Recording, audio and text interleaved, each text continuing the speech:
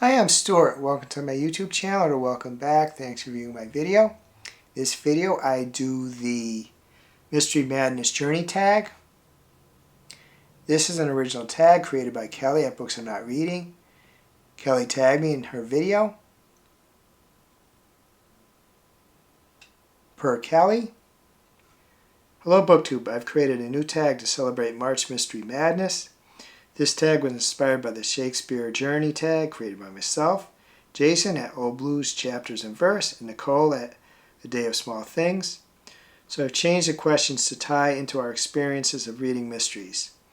If you want to do this tag, please feel free to, or if you don't have your own channel, you're welcome to put your answers in the comment section. Don't feel comfortable leaving a comment, you can always leave an emoji or give this video a thumbs up. I appreciate it. There are 11 prompts in this tag.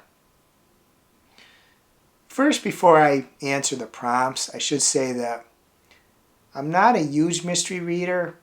I'm not generally interested in trying to outguess the detective who's trying to solve the mystery or the private eye. So when I enjoy mysteries, it's when I'm interested in the characters, watching what they do to try to solve the mystery.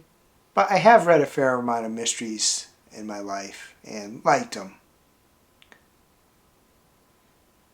The first prompt is, what was your first experience of reading a mystery and what was it like? The first books I remember reading were the Hardy Boys series. I can't remember which one, I just know I read a lot of them. I don't remember much from those days. The only real memory I have is that in one of the books, one of the characters, either one of the Hardy Boys or one of their chum, as they called him, their friend Chet, one of them got poisoned. They thought the person was purposely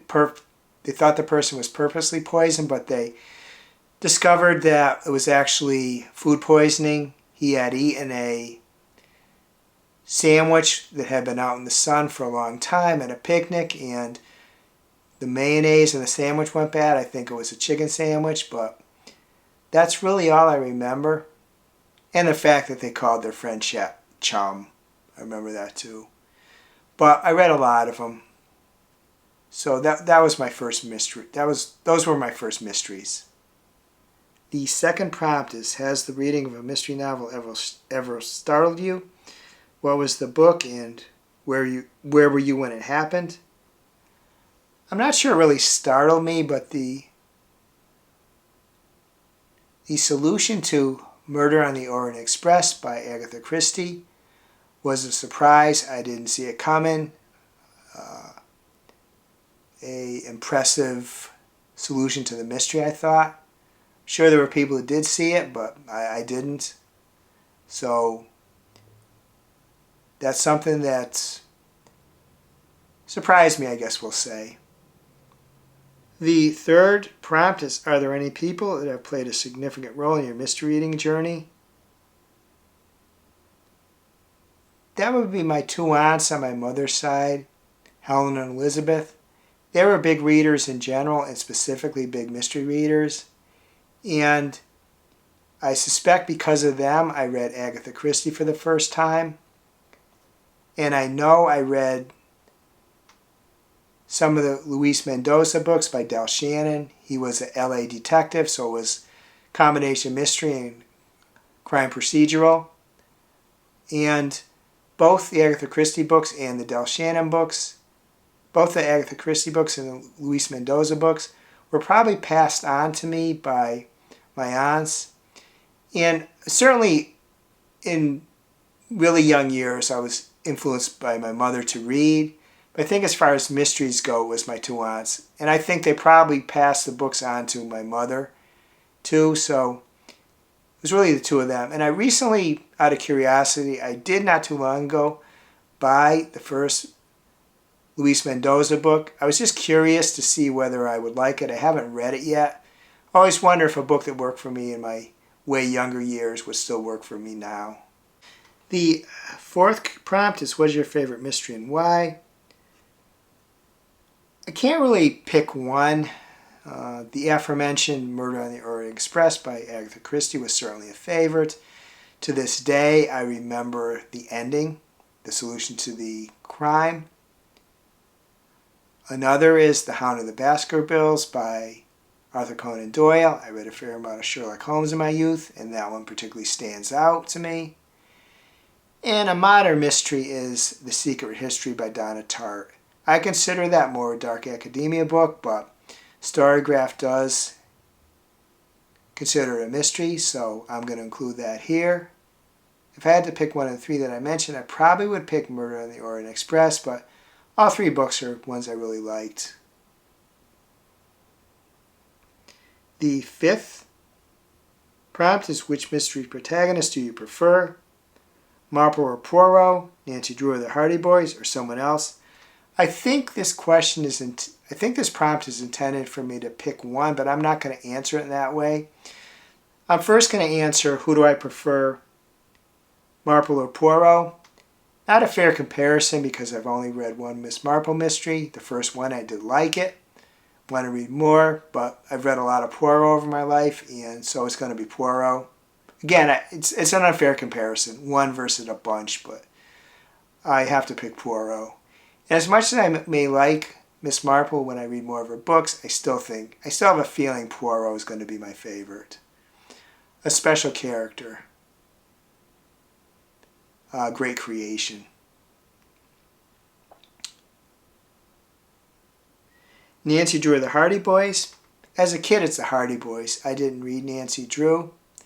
In recent years, I've read a lot of Nancy Drew, modern retellings, a few of her original books. I've read maybe 24, 25 of her Nancy Drew Diary series, and I'm going to read more. So currently it's Nancy Drew by a mile. I am curious, though. I probably should read some retellings of the Hardy Boys, too. Now, they might be interesting, too. Maybe that changed my mind, but I really do like the modern Nancy Drew. And as far as or someone else, although it's only one book, I really like Pippa and A Good Girl's Guide to Murder by Holly Jackson. There are, I think, 2 more books in that series, so it would remain to be seen what I thought, but I really like that character. The sixth prompt is, which mystery do you wish you could read again for the first time? No spoilers. It's a tough call between Murder on the Orient Express and the first Hardy Boys book I read, which I wouldn't know what that is, so I guess I'll say one of the Hardy Boy books, the original series. I'm going to give the slight edge to the Hardy Boys, just because that was the first mystery series I ever remember reading. The seventh prompt is, what mystery or mystery series would you most like to see adapted for the big or small screen, and why? Do you have any casting choices in mind? What is your favorite adaptation of a mystery or mystery series? I think it would be interesting to do an adaptation of The Maid by Nita Prose. You'd have to really do a great job picking the actress who played Molly the Maid, but I think it could be really interesting if done right. It would be good to show a neurodivergent character in a good light, too. As far as casting, I've talked elsewhere that I just don't go to movies anymore. I used to go to lots of them. I like to get back doing it. There's nothing stopping me. I'm retired. I can do it. I just get in my routines. But I can't really pick, say, an actress to play Molly the Maid or cast other characters, because I suppose I could go back a few years, but it's just been, I'm not up to date on movies. As far as adaptations, the Poirot TV series, I think, and many people think actually, that David Suchet is the definitive Poirot. I just think it's he embodies the character really well. Didn't like the final one. I didn't see all of them, but I didn't like the final one because I didn't think that was true to Poirot. But I think overall that series is a great adaptation. The 8th prompt is, do any mysteries intimidate you? If yes, what mystery or mystery series and why? I can't think of any that intimidate me. I think the kind of books that would intimidate me were things like, I don't know, books that dealt with essay or misogyny, racism, homophobia. Those would be like maybe difficult for me. And I'm sure there are obviously going to be mystery novels that deal with those issues, but I can't think of a mystery series specifically that I thought of not reading because it's off-putting to me. The 9th prompt is, what tips would you give to readers hesitant to read mysteries? I would say to get some recommendations from your online and offline friends, and then based upon what they suggested, maybe narrow the choices down to a few. Go to your library and from those narrowed down choices, borrow 3 books and just start reading them. You're allowed to DNF, of course, but read as much as you can of all 3. And from that, if you like even one of those books, maybe continue reading more in a similar vein and just gradually introduce yourself to it. I guess overall I say if someone wants to try something, just try it. Yes, be willing to DNF, be willing to accept that it's not for you, but just try it. Don't get intimidated by trying it. I mean, I could say to read the cozy readers, I could say to read cozy authors, I could say to read Agatha Christie. I'm not going to do that. I'm just going to say get some recommendations from your friends who are mystery lovers and borrow 3 of the books they recommend from the library so you're not on the hook for any money, and just give them a shot. Discover whether you like it. If you like any of the 3, go on. And then maybe down the pike, you've read for a while, maybe you want to move to something else, that's fine. But basically give it a shot. See what you think. The 10th prompt is, have you ever helped solve a crime or been part of something that sounds like it could have been in a mystery novel? Tell us about it. Well, there was an incident that occurred not too long ago. I came home from somewhere and I was getting out of the garage, parked my car, getting out of the garage. And across the street from us, I see this guy trotting up the driveway of our neighbor's house. Now, we still get sometimes people come to the house and try to sell us stuff. So I just kind of figured that was a situation. Wasn't really dressed like that though. And then we have on our house is on one lot, and to the right of us, also part of our land, is a corner lot which is woods. This guy had trotted up from the driveway, cut through our woods, which is kind of strange. Now, right then that should have been enough. That should have gone in and called the police. Didn't. Should have.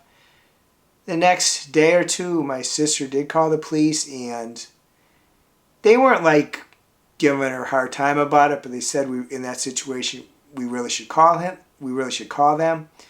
Turns out there was a known criminal in the neighborhood, and the fact this guy cut across our spare lot, which was woods, should have been enough to alarm me to call the police. I didn't, but this wouldn't have been like this huge mystery, but there's a little mystery involved.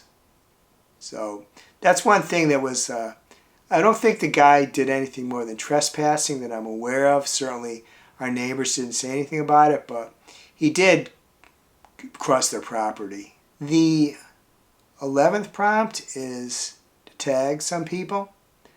First, I'm going to tag anyone watching this video. I'm also going to tag a bunch of people in the description of the video. If you'd like to answer one or more of the prompts in my comments, or if you'd like to answer one or more of the prompts in a video of your own, please do so. If you can't think of anything else to say, please add an emoji. I suggest a detective emoji or a magnifying glass emoji or an emoji of your choice. I wish they had an emoji for a hat like Sherlock Holmes would wear, because Kelly, when she talks about mysteries in her videos, she has this really cool Sherlock Holmes type hat, but at least I don't find that kind of emoji. There are hats, but there's not that kind of emoji. But if you can find one, that'd be a really cool one to do. I hope you're having a wonderful reading week. I hope you're having a wonderful week in general. If you enjoyed this video, please give it a like, please subscribe, please hit the bell to get notified when I upload future videos.